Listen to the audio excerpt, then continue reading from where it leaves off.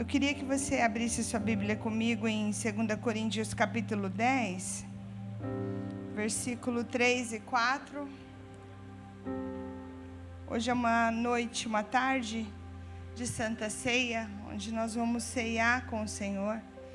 E eu queria trazer aqui uma reflexão de algumas coisas que nos impedem de ceiar, de estar em comunhão com o Senhor, que é a serpente, que traz inimizade. Desde o começo a serpente trouxe inimizade na nossa história com Deus, né? Trouxe inimizade na história de Adão e Eva com Deus. E em todo momento ela tenta trazer inimizade na nossa história com Deus. E eu queria que você, abrindo a sua Bíblia, uma mão você colocasse no seu coração, a outra mão você estendesse para o altar, e você pudesse fazer comigo essa sincera oração, dizendo assim: Espírito Santo, mais forte, Espírito Santo, se a serpente está cirandando na minha vida, querendo abortar a minha história com o Senhor, assim como abortou a história de Adão e Eva com o Senhor, eu peço o discernimento do Teu Espírito Santo e revele no meu interior esta ação, para que eu possa rejeitar e fechar essa brecha na minha vida, em nome de Jesus. Amém? Em 2 Coríntios capítulo 10, versículo 3 e 4, diz assim: porque embora nós andamos na carne, nós não militamos segundo a carne, porque as armas da nossa milícia não são carnais, e sim poderosas em Deus para destruir fortalezas, anulando em nós os sofismas. Esta palavra, ela fala sobre uma milícia, ela fala sobre uma guerra que é travada. E ele diz nesse texto que, embora nós estamos na carne, embora nós vivemos na carne, andamos na carne, não é na carne que nós vamos derrotar os nossos verdadeiros inimigos. Os nossos verdadeiros inimigos, nós não militamos na carne. Não adianta eu cortar a cabeça daquele que me fere, que eu só posso ser preso, posso perder minha salvação, mas eu não venço essa guerra, porque não é cortando a cabeça, não é cortando a orelha como Pedro, não é dessa maneira em que nós vencemos as nossas guerras. Para nós entendermos, esse texto aqui ele fala também de dois mundos. Ele fala do mundo da carne, que apesar de nós termos o nosso corpo, nós andamos, a gente precisa de uma boa comidinha, a gente precisa de um bom soninho. Nós precisamos sim alimentar a nossa carne no sentido de descanso, de alimento, de saúde. E ele fala também de um outro mundo invisível, no qual acontece uma milícia, no qual acontece uma batalha. Mas antes da gente falar sobre esses dois mundos, eu queria que você entendesse comigo que este mundo que nós vivemos, o mundo em que nós tocamos, nós comemos, algumas pessoas se prostituem, outras pessoas bebem, outras pessoas fazem atrocidades. Esse mundo da carne, que o que alimenta a carne é a gula, é um pecado da carne, a fornicação é um pecado da carne. Então, essa carne nossa, ela de alguma maneira, ela precisa ser alimentada, ou ela precisa ser dominada. Esse mundo, ele é um mundo para mim e para você. esse desafio da carne, ele é um desafio para mim e para você. Nós somos corpo, alma e espírito. Então, nós somos trino como Deus é trino. Então, aqui em mim tem uma carne, habitado por um espírito. No caso, nós temos o Espírito Santo. E também existe uma alma que governa os meus sentimentos, a sede dos meus sentimentos. A única coisa que está em equilíbrio, pleno, verdadeiro, intocável, imodificável, perfeito, a única coisa que dá esse contato perfeito com Deus é o Espírito Santo. Porque o Espírito Santo, ele não sofreu nenhum tipo de variação do pecado. Agora, a minha carne, a minha alma, ela sofreu uma variação do pecado. Tanto é que o primeiro sentimento foi o medo. Ah, Senhor, Adão, o que você está fazendo? Ah, eu estava peladão, fiquei com vergonha, me escondi. Mas você não sabia que você estava peladão? Então, mas pois é. Agora eu descobri que eu estou peladão. Então, por quê? Porque teve medo, porque ele descobriu, ele conheceu o bem e o mal. Ele conheceu a carne, ele conheceu o medo, a alma conheceu o medo. Então, a única coisa que é perfeita, a única coisa que tem condição de dominar a nossa vida é o Espírito Santo. Porque ele estava em Deus, ele desde o começo ele parava sobre as águas, ele estava com Jesus e ele está comigo e com você até a consumação de todas as coisas. Até a vinda de Jesus. A vinda de Jesus, que ele vai levar a noiva, na verdade ele vai levar todos que têm o Espírito Santo. Então nós somos a noiva. Quando Jesus vir para levar eu e você, ele vai vir para levar o Espírito Santo, para recolher o Espírito Santo da terra. Quando ele recolher o Espírito Santo da terra, ele vai recolher a casa do Espírito Santo. Então, se até essa vinda eu permanecer sendo casa do Espírito Santo, eu vou ser arrebatado junto com Jesus. E aí então aqueles que ficarão sem o Espírito Santo, para a grande tribulação. O que eu quero que você entenda, que existem dois mundos. Só que esses dois mundos, eles não existem para Deus. Porque o mundo físico, esse mundo de sentidos, de carne, ele existe para mim e para você. Esse mundo de alma distorcida, cheia de medo, cheia de ira, cheia de raiva, cheia de rancor, cheia de tristeza, cheia de sentimento de abandono, rejeição, baixa autoestima. Essa alma, esse sentimento, ele existe só dentro de mim e de você. Nesse mundo em que nós vemos, tocamos. Coisas que nós podemos até ver nesse mundo físico, dependendo do olho que você penetra dentro do olho da outra pessoa, você enxerga um sentimento. Só que eu quero que você entenda que esse mundo, ele só existe para mim e para você. Por quê? Porque ele foi criado pela política, pelo comportamento humano, pela filosofia, pela cultura, pelos filósofos, pelos povos, pelos países, e cada um tem o seu, é diferente de lugar para igual. Então isso não foi criado por Deus, isso foi adaptação humana para sobreviver na terra. Aí quando Deus olha para mim e para você, Ele não vê duas coisas. Quando nós olhamos, nós vemos duas coisas. Nós vemos esse mundo, e nós que conhecemos a Cristo, entendemos que há um mundo espiritual, onde acontece uma milícia. Agora, para quem não crê em Deus, não existe esse mundo espiritual, porque ele não crê nisso. Ele só acredita nesse mundo físico.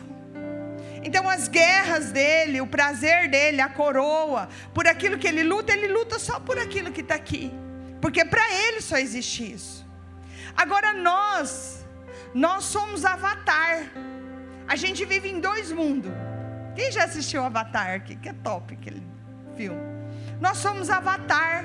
A gente vive em dois mundos. A gente vive nesse mundo em que nós vimos e tocamos, mas nós também entendemos que existem as regiões celestiais, aonde acontece comando sobre a nossa vida, onde acontece milícias.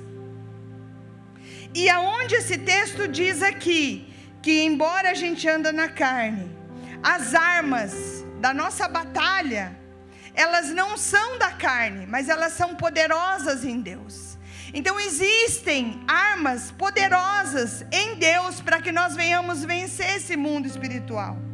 E o que eu queria que você entendesse? Que primeiro de tudo, para o mundo onde Deus vive e vê, só existe uma coisa. E tudo é possível lá e cá. Ele tem todo o poder lá e cá. Ele pode todas as coisas lá e aqui. Lá, aqui, às vezes a gente olha uma mulher que tem câncer, ela faz todo o tratamento do químio, radioterapia, a gente olha e ela vai lá, ela pode ser curada, sim, ela pode. Mas ela pode morrer, apesar de ter feito todo o tratamento, ela pode morrer. Mas e a que não fez o tratamento? Ela pode ser curada? Ela pode ser curada, mesmo sem fazer tratamento. Mas ela pode morrer? Ela pode morrer. Só que se eu perguntar para você se aqui fez a químio e a rádio e aqui não fez, qual das duas tem maior probabilidade de ser curada? Você vai dizer, assim como eu diria, que a que mais tem probabilidade de ser curada é a que fez o tratamento. Só que quem faz tratamento não garante cura. E se Deus cura, para Ele tanto faz curar a que fez, a que não fez. Porque das duas saiu o poder. Só que um nos dá a visão da terra, daquilo que é possível, da carne. Só para você entender que muitas vezes nós fazemos rotas terrenas. Muitas vezes nós olhamos a Deus num campo terreno, com uma visão de processo, numa visão de tratamento, numa visão de que de pouquinho em pouquinho Ele vai conseguir. Para Deus não precisa pouquinho em pouquinho. Para Deus Ele pode curar sem tratamento. De qualquer forma sai virtude dEle, porque Ele não está à mercê desse campo terreno. Não é isso que determina nada para Deus, porque Ele está acima de todas essas coisas. E essa noite, em nome de Jesus, você precisa entender que você tem os dois mundos e você vive nos dois mundos. Porém, a nossa batalha, a nossa vitória, ela não é determinada aqui. Não é as circunstâncias daqui que determina nada. Porque o mesmo Deus que derrama poder e que tem poder no mundo físico e no mundo espiritual, Ele tem todo o poder. E nós temos o Espírito Santo que desceu para fazer obras incríveis através da nossa vida. Você precisa entender, eu preciso entender, que nós militamos em dois mundos. Amém? Em Daniel capítulo 12, versículo 10, diz que desde o dia em que Daniel aplicou o coração na oração, no jejum, buscando a vitória, Deus já havia ouvido. Porém, o príncipe do reino da Pérsia resistiu por 21 dias. Resistiu onde? Onde foi que Satanás resistiu à vitória que seria dada a Daniel? E essa vitória foi por 21 dias resistidos. Onde foi resistido? Foi resistido nas regiões celestiais. Então, Daniel aplica o coração na oração. E a Bíblia diz que desde o primeiro dia, o Senhor já havia declarado a vitória, a resposta. Deus já havia determinado o que Ele daria, a resposta. Só que esse príncipe do reino da Pérsia, ele resistiu nas regiões celestiais. Então, existe resistência nesse mundo. Existem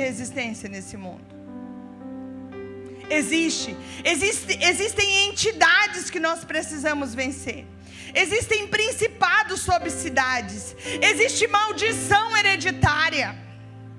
Existe pacto com demônios. Existem alianças feitas com demônios. e que talvez não foi você que fez, mas fizeram pelo teu sangue, fizeram em nome do sangue que corre dentro da tua veia. E nós precisamos entender isso, que existem sim alianças que foram feitas no campo espiritual. Você quer ver uma demarcação de território? Você pode olhar, quando começa a construir um motel, constrói um motel aqui, constrói um do lado, um do lado, um do lado. Quem já viu isso? Quando começa a abrir uma casa de zona, abre uma casa de zona aqui, aí abre uma perto, outra perto, outra perto. Sabe o que é isso? Demarcação de território. Quem aqui já viu as rodoviárias em todas as cidades que você vai? Quando você chega nas rodoviárias, é um ambiente meio sombrio, uma coisa meio suja, o povo andando, aquela coisa assim, estranha.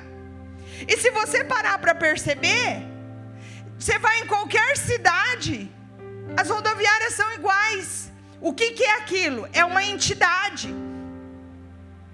O mundo espiritual dando comando para um lugar, tomando posse daquele território, porque aumenta o alimento da serpente naquele lugar, aumenta a prostituição, aumenta o vício. Então eles começam a demarcar território. Isso só para você entender o que é algo que acontece no mundo espiritual, dando comando no mundo natural.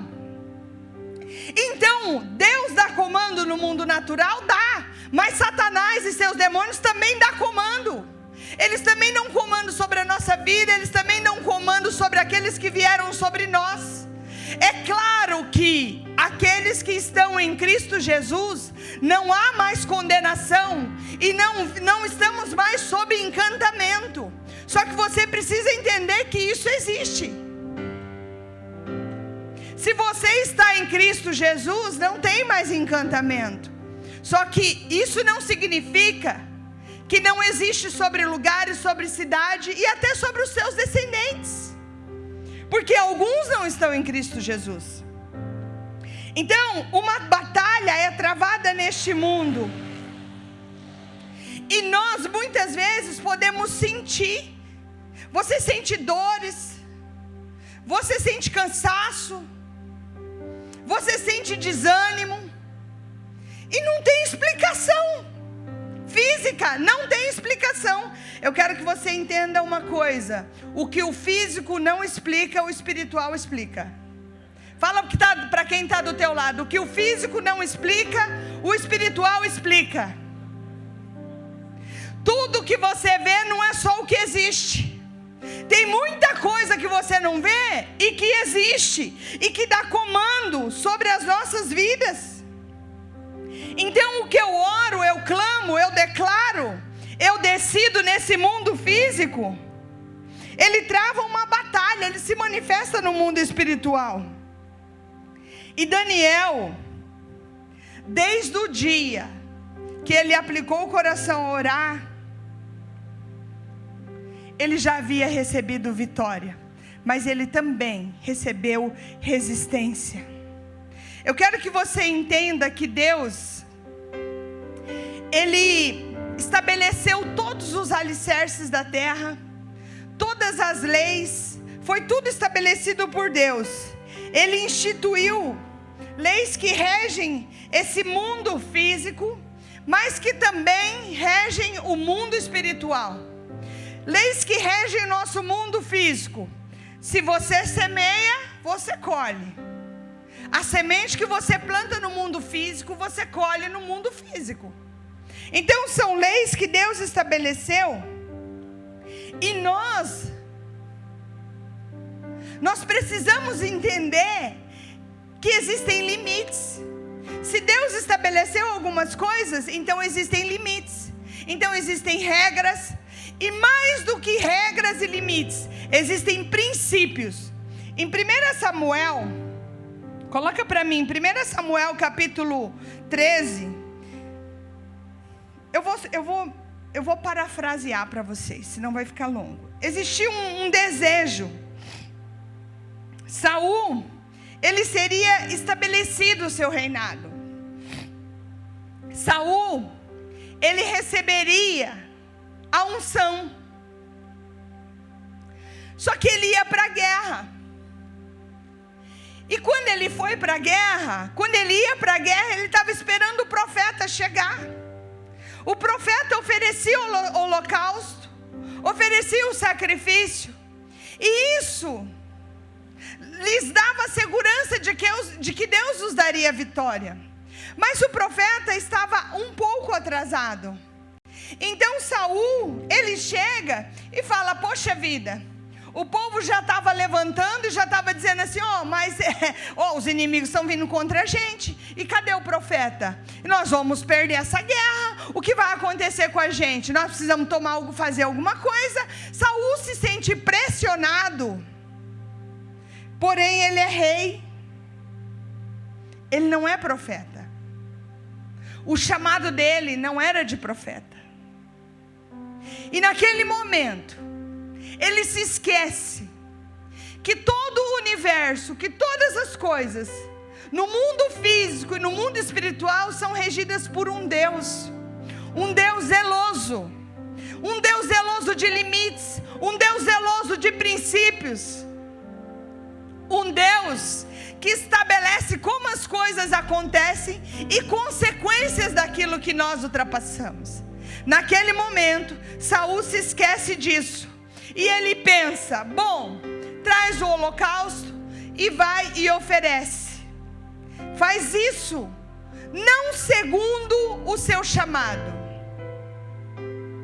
não segundo aquilo que Deus o chamou para fazer. Ele não respeitou o espaço do profeta. Ele sentiu que por uma boa causa ele poderia infringir algo que Deus havia estabelecido. O que Deus havia estabelecido, cada um dentro do seu quadrado, cada um com o seu chamado.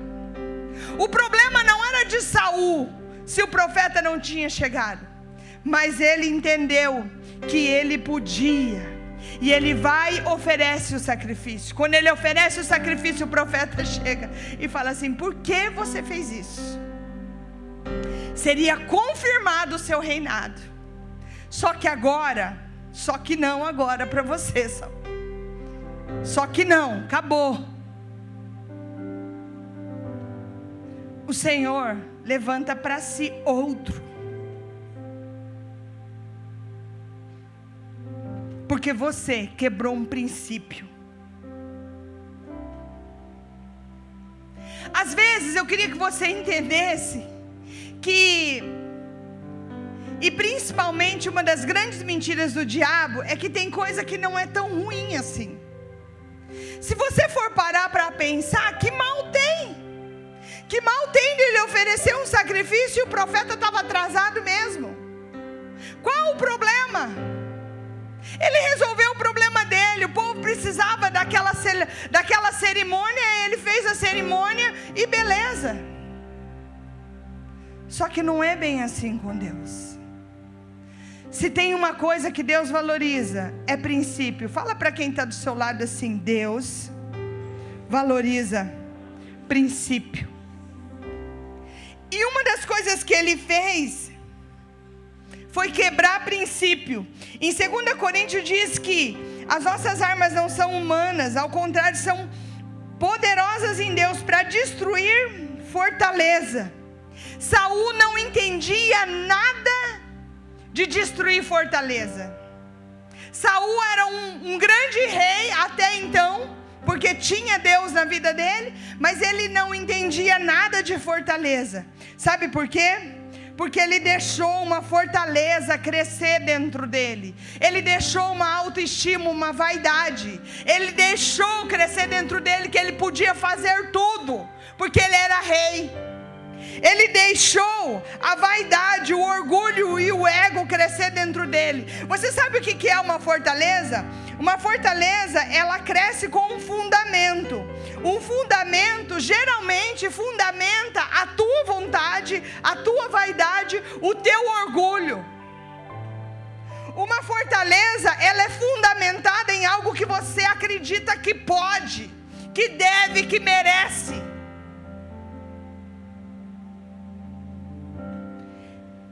E aí Satanás consegue quebrar um princípio. Aí que Satanás consegue infiltrar num princípio.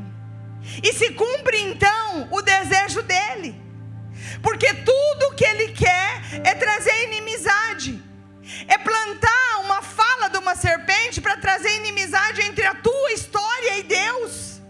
Porque é assim desde o começo. Foi isso que ele fez com Adão e Eva. Não é bem assim.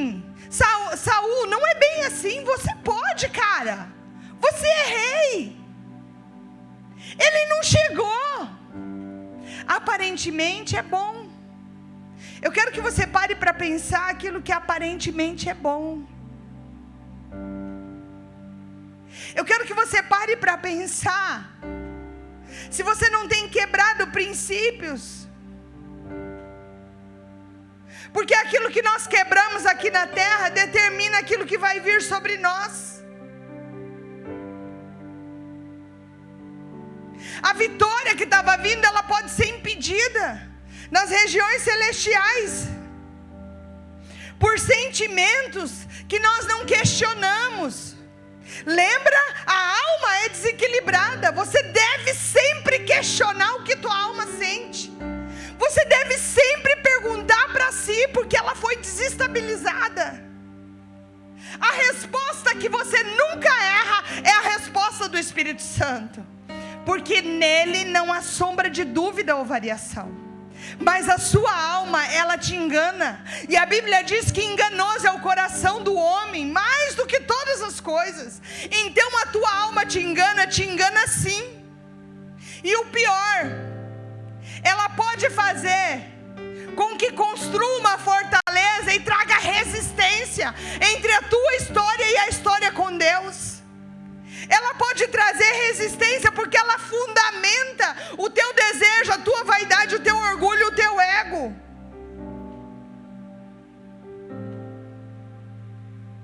O que você ouve com o tempo te domina.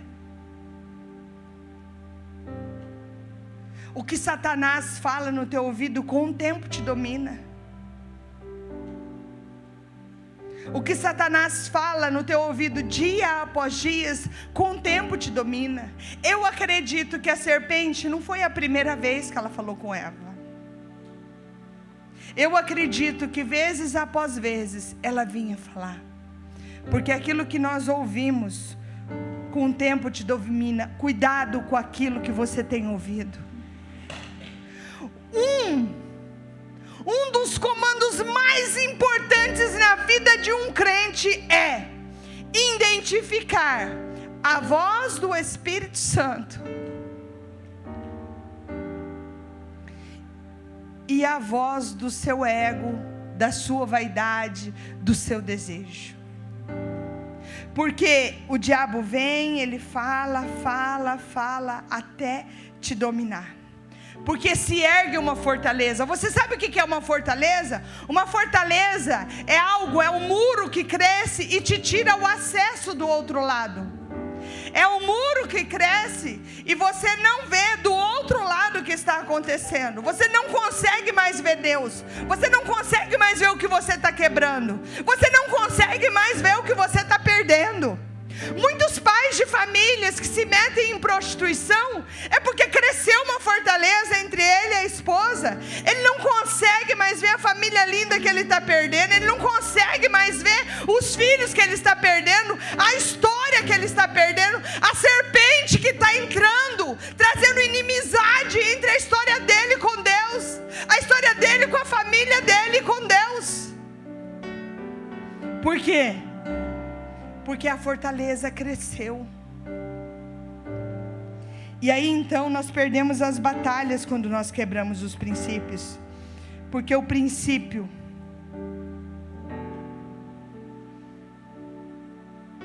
é algo que Deus estabeleceu. Nós cristãos não vivemos no mundo sem lei. O nosso mundo, ele é regido por leis, por regras, por limites. O mundo físico e o mundo espiritual. Se você sair dirigindo acima da velocidade, você vai levar uma multa. Se você abusar, você perde a carteira. E você pode escolher sim, catar a moto ou o carro e sair rachando o bico. Só que eu quero dizer uma coisa para você: você não escolhe a consequência. Você escolhe o que você decide fazer, mas a consequência você não sabe o que vai vir sobre a tua vida. Você não sabe se é uma multa, você não sabe se é uma morte. Então, o mundo do cristão, ele é um mundo de princípios. E Deus estabeleceu princípios. Você quer ter vida longa? Então honra o teu pai e tua mãe. Então ama a sua esposa. Então cuida dela. Como Cristo ama a igreja, assim você ama a sua esposa. Mulher, serve o teu marido, auxilia. São princípios que Deus estabeleceu para o nosso relacionamento. E Saul, ele não entendeu isso. Eu quero que você entenda que inteligência nós buscamos, mas sabedoria só no Espírito Santo. Atitudes inteligentes resolvem problemas daqui. Atitudes que quebram um princípio desencadeiam uma desgraça sobre a nossa vida. Nós devemos ter atitudes recheadas de temor em tudo que nós fazemos, porque nós somos daqueles que não queremos que a serpente traga inimizade entre a tua história com Deus. Coloque de pé comigo. Eu quero que você entenda que o diabo, ele trabalha para enganar os teus sentidos, como ele enganou os sentidos de Saul. Saul não é de todo ruim. Saul, ele não veio, ele te desrespeitou como rei. Saul, oferece no lugar dele. E naquele momento, a serpente trouxe inimizade entre Deus e Saul. Eu quero que você entenda que o diabo trabalha para enganar os teus sentidos, para trazer inimizade entre a tua história e a história tua com Deus, entre o teu presente e o teu futuro com Deus. Então, nessa noite, em nome de Jesus, a minha oração enquanto canta um louvor é que você